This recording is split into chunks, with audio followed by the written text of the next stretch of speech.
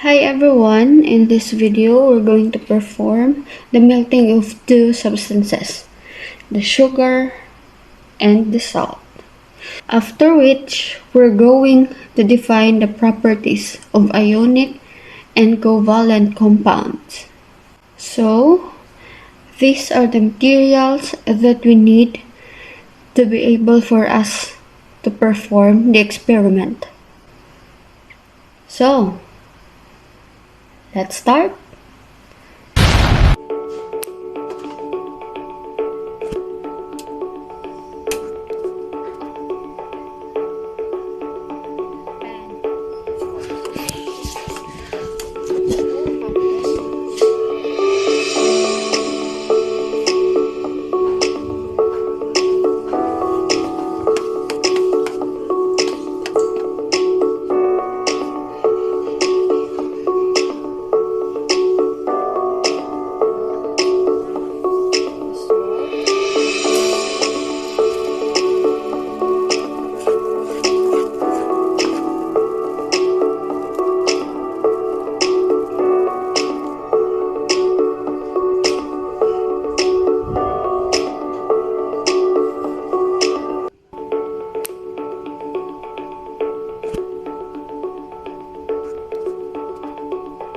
At this juncture, we are going to discuss the difference between the ionic compound and the covalent compound.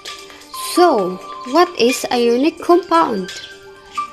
Ionic compounds are formed from strong electrostatic interactions between ions, which result in higher melting points and electrical conductivity compared to covalent compounds. And what is covalent compound? Covalent compounds have bonds where electrons are shared between atoms. Due to the sharing of electrons, they exhibit characteristic physical properties that include lower melting point. For us to know better, let's talk about more on the properties of ionic and covalent compound. So for bonding of ionic, they have a strong bonds, while in a covalent, they have a weaker bonds. For melting point, ionic has a higher melting point, while the covalent has a lower melting point.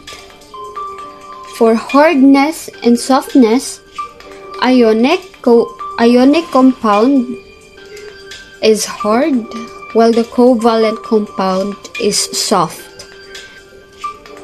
For solubility in water, ionic compound is usually high, while the covalent compound is from high to low. Lastly, for the electrical conductivity, ionic compounds are good conductors, while covalent compounds are weak conductors. We can now determine or identify which compound is ionic and covalent.